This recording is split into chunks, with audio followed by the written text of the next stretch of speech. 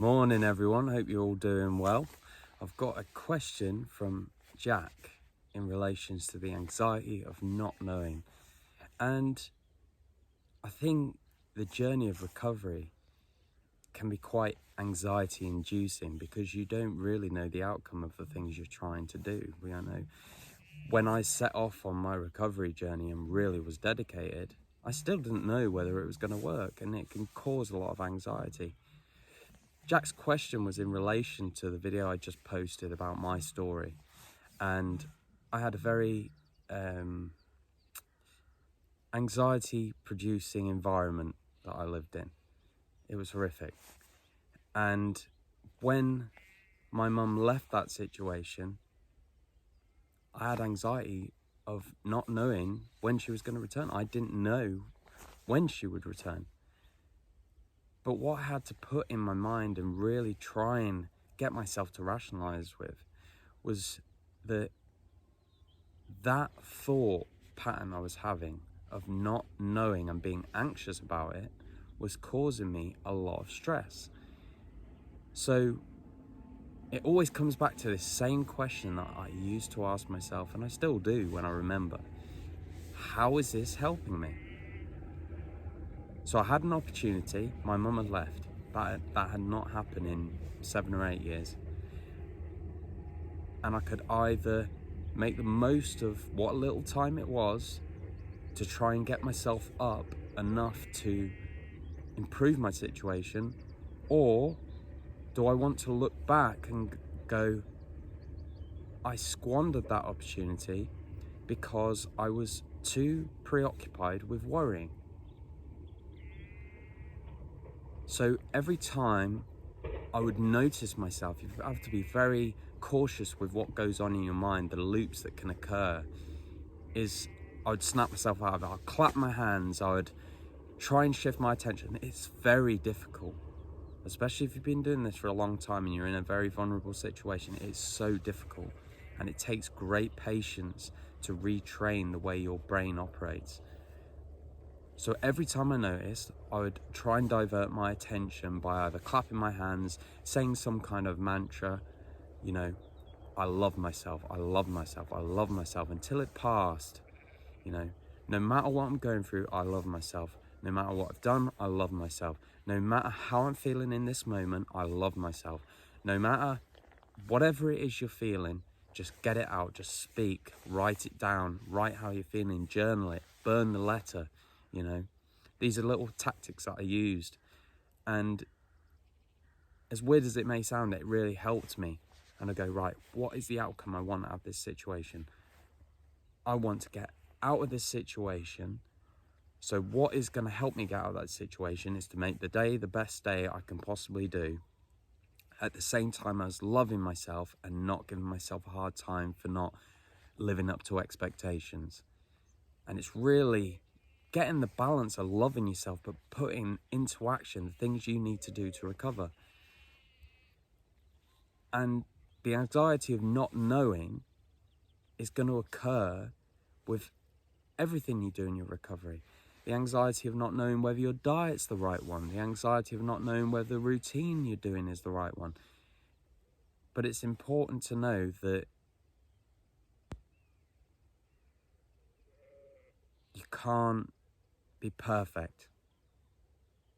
You can't just go find the perfect routine and adhere to it perfectly and have a perfect overnight. It's it takes time. And as long as you're putting one foot forward every day, soon you'll have walked 10 miles. And that's how I looked at my recovery. And it's probably the biggest stumbling block of anyone's recovery, is not getting too caught up in your mind about the future and worrying that you're gonna get there. It was very difficult for me when I couldn't even walk without getting dizzy and fatigued and heart palpitations, and just, it would be very easy, it was very easy for me to get caught up in that situation and go, how the hell am I going to get out of this? I can't even walk down the stairs. How am I meant to change my life? It's very easy to go down there, and I've been down it a lot of times before, where you go, there's no way I'm gonna be, how are these little changes that I've done today gonna make it to the point where I can go for a run when I can't even get up the stairs without feeling awful now? Bring yourself to that moment. How is this helping me? Oh, well, actually, it's not helping me. It's actually making me feel very anxious and very stressed. Well, then stop it. Right? You know what? I've ate a lot better than I used to today. I had a meditation today, and felt a little bit more relaxed. And you know what? I'm gonna have an Epsom salt bath tonight, and that will make me feel better. You know what? Actually, the fact that I can have a bath, that's actually amazing, really, if you think about the grand scheme of this world and the people living on it right now, and people that have lived throughout history. Well, actually, I had food delivered to me today. Wow, that's amazing. And I just cycle that way. And before you know it, you're going, oh, actually, I've got a few things I can still be proud of. I know I've lost my health and I've in an absolute state mentally, and a situation that's not ideal, and a forecast that's not going to be great if I don't change things. But I do have some things that I can focus on to be grateful for, and that's what you have to do. You have to navigate this mental battle and try and position things in a positive way, but at the same time realizing that because of the situation you're in, you're not going to always be positive, but try and be positive. Train it like a muscle. That's the mental battle that we're faced with. A well worth it battle. What's the alternative? That's the other thing you've got to think about. If you've been in a negative mindset, again, don't punish yourself. You're going to be in a negative mindset. You're in a situation that is far from ideal. But always flip the coin and say, what can I be grateful for, and how is this helping me? That's the main question in life that I always ask myself. If I'm ever in a mental rut, how is this helping me? I'm anxious about money. Well, how is this helping me? Well, what can I do about it? Look at things that I can be grateful for.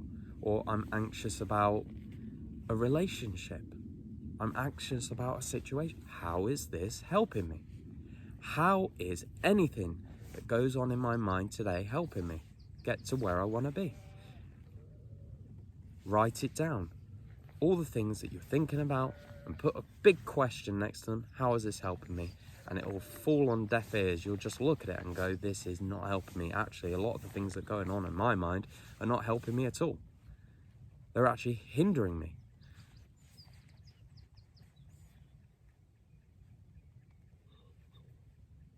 I don't think there's much I can add to that.